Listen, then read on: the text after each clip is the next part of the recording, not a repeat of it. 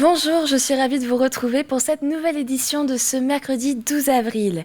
Il est 12h30. Un soulagement sur la Golden Globe Race. Le skipper Ian Herbert-Jones est sain et sauf. Blessé au niveau de la tête et du dos, le Britannique a été sauvé par un navire de pêche taïwanais. Hier, en fin d'après-midi, le skipper a déclenché sa balise de détresse après que son voilier, le Puffin, ait dématé dans une tempête de plus de 70 nœuds en plein Atlantique Sud. Ian Herbert-Jones débarquera bientôt en Afrique du Sud. Quant à son voilier, il a été sabordé après son abandon. La saison touristique débute en Vendée. Certains parcs et monuments ont déjà réouvert leurs portes au public. Et dans quelques jours, les campings recevront eux aussi leurs premiers touristes. Et pour préparer au mieux les équipes d'animateurs, une chaîne de camping a proposé à une dizaine de candidats d'être formés au métier de responsable d'animation. Cette formation de 3 jours a pour objectif de faire face à la pénurie de main-d'œuvre dans le secteur de l'hôtellerie de plein air. Et Colline Davy nous emmène au Club des Dinosaures à Talmont-Saint-Hilaire pour suivre une des animations. Le sourire, Quentin, le sourire! Avant l'arrivée des premiers campeurs, la bonne humeur est déjà au rendez-vous. Dans ce camping, les animateurs venus de toute la France débutent une formation, car au-delà des chorégraphies et des chansons, c'est un métier avec des responsabilités. Ce que les gens ne se rendent pas compte, c'est que derrière une animation, il y a des journées de travail. Il y a une préparation qui est incroyable dans le sens où on n'a pas le droit de se tromper, on n'a pas le droit de faire un flop. Si jamais l'animation se passe mal, on est mort en fait. Si on ne sait pas à quoi s'attendre, si on n'est pas préparé, ça va être beaucoup plus difficile par la suite. Et là du coup, même si c'est 3 jours et 3 jours qui sont très condensés, même si on pense savoir beaucoup de choses, on en apprend quand même en plus et c'est toujours bon à apprendre. Être animateur, ça s'apprend et pour coordonner au mieux son équipe, cette formation est nécessaire pour avoir toutes les compétences réunies en termes de management et d'animation. C'est aussi le moyen d'assurer une remise à niveau et une cohésion d'équipe à quelques jours du début de la saison. On essaye de tout anticiper pour préparer les meilleurs moyens nécessaires pour qu'ils puissent travailler ensemble. En quelques jours, former, c'est pas évident, mais en fait l'approche c'est rappeler certaines bases ou même faire découvrir d'autres éléments pour remettre dans le bain tout le monde et aider à avoir le maximum de billes pour attaquer la saison. Cette formation est un enjeu crucial pour l'hôtellerie de plein air face à une pénurie de main-d'œuvre. Avec les difficultés rencontrées en 2022, le secteur du tourisme a anticipé sa période de recrutement en 2023. En plus d'attirer les candidats, la formation facilite le recrutement. Soit nous prenons des personnes qui ont très peu pratiqué et à qui il manquera quelques éléments pour pouvoir maintenir le poste de responsable d'animation, ou alors d'autres personnes qui ont peut-être eu l'occasion d'être déjà animateurs mais qui ne sont pas encore été en fonction de responsabilité et qui, grâce à la formation, acquerront des meilleurs réflexes. Et aussi, tout comme ça, on aura une cohérence au niveau de l'image pour toute l'équipe Maeva. Une formation efficace qui rassure aussi bien les animateurs que les campings. L'équipe d'animation du camping Maeva Club Les Dinosaures est au complet mais recherche toujours des saisonniers en cuisine pour les vacances de cet été. Bravo, c'était top les gars, bravo, c'est bien ça.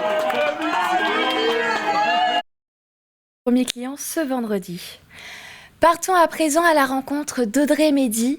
Cette jeune femme a représenté la Vendée lors d'un concours national de design textile.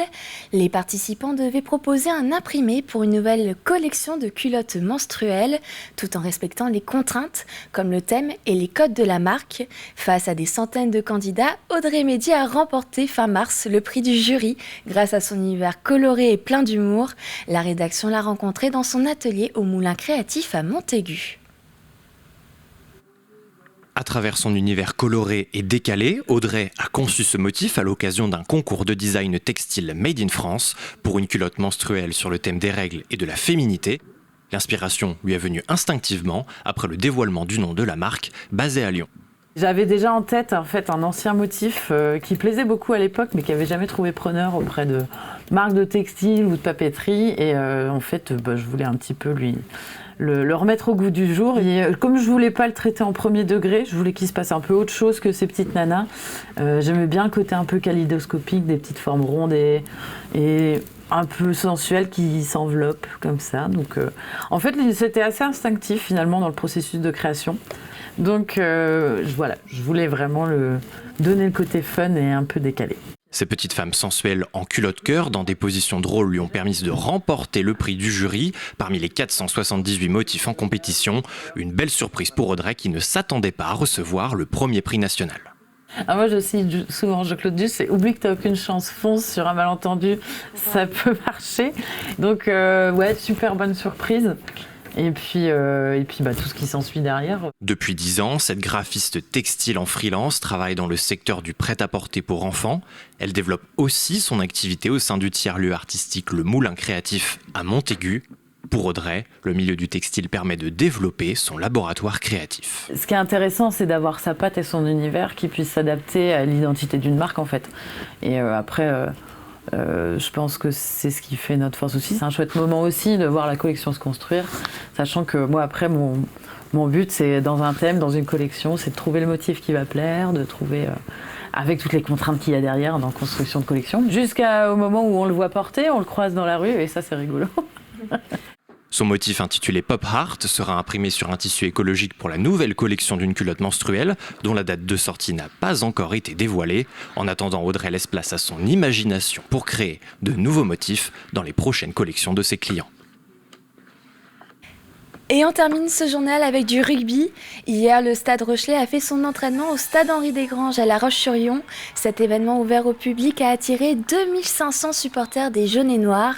Après l'entraînement, les joueurs et coachs sont allés à la rencontre du public et se sont prêtés au jeu des dédicaces et des selfies. Les présidents des deux clubs de rugby sont fiers de ce projet qui vise à promouvoir le rugby en Vendée. Avoir fait venir toutes ces écoles là pour voir l'équipe du Stade Rochelais s'entraîner, c'est formidable pour la promotion du rugby et je pense que c'est important, oui. Le sport est un moyen, et le rugby en particulier, un moyen énorme d'éducation de notre jeunesse. Et ma foi, venir ici à La Roche-sur-Yon, c'était quelque chose d'important pour nous. On vient avec beaucoup de bonheur, de fierté de rencontrer ce beau club de La Roche-sur-Yon avec un président et des bénévoles qui, je le sais, travaillent lourdement pour pouvoir faire vivre le rugby dans la région. Et les champions d'Europe en titre affronteront samedi l'Aviron Bayonnais en top 14. Merci d'avoir suivi ce journal. Je vous donne rendez-vous avec Diane Delangle pour l'édition de 18h. En attendant, passez une très bonne après-midi sur TV Vendée.